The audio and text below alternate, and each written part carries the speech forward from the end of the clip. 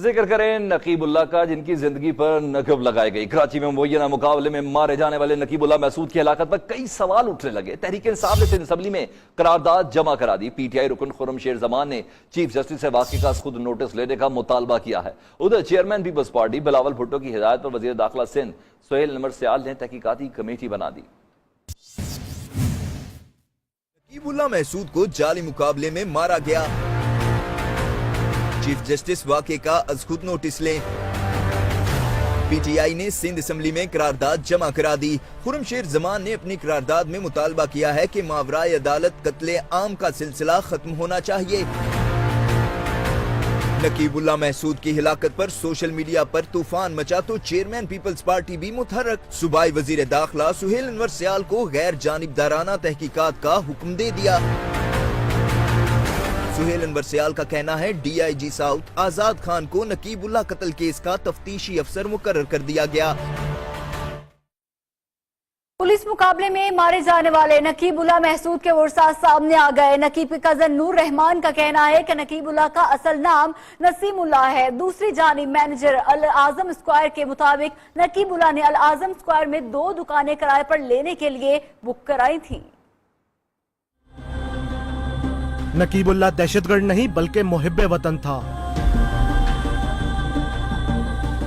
Operation راہ نجات کے بعد آبائی علاقہ جنوبی وزیرستان چھوڑ کر کراچی آباد ہوا۔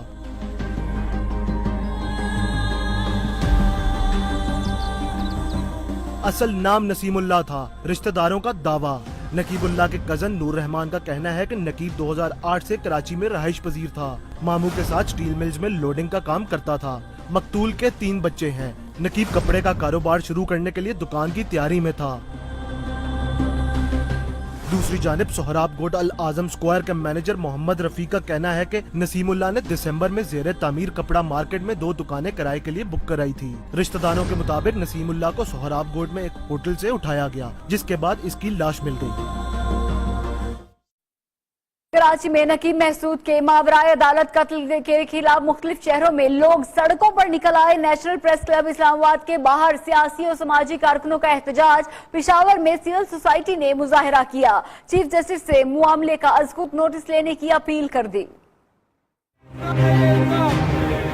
مبینہ پولیس مقابلے میں نقیب محسود کی ہلاکت کا معاملہ، مختلف شہروں میں احتجاج، صوبائی حکومت کے خلاف نعرے بازی۔ اسلام آباد پریس کلب کے سامنے احتجاج میں فاٹا اراکین پارلیمنٹ، سیاسی قائدین اور خواتین کی بھی شرکت۔ مظاہرین کا کہنا تھا کہ نقیب محسود بے گناہ ہے، اس کے گھر والوں کو انصاف دیا جائے۔ ادھر پشاور میں بھی سول سوسائٹی نقیب محسود کے ماورائے عدالت قتل کے خلاف سڑکوں پر نکل آئی۔ ہاتھوں میں پلے کارڈ اٹھائے مظاہرین نے مطالبہ کیا کہ نقیب محسود کیس کی جوڈیشل انکوائری کرائی جائے۔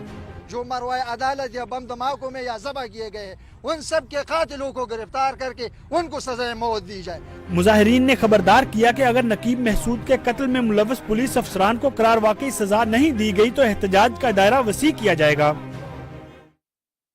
S S P Malir Rao Anwar نے دعویٰ کیا ہے کہ نقیب اللہ نے ایف سی کے صوبیدار محمد عالم کو شہید کیا تھا۔ 2009 میں بہنوئی شیر داؤد کے ساتھ مل کر فقین میں پاکستان فوج پر حملہ کیا، جس میں متعدد فوجی شہید ہوئے۔ ملزم نقیب جعلی شناختی کارڈ بنوا کر کراچی میں رہائش پذیر تھا۔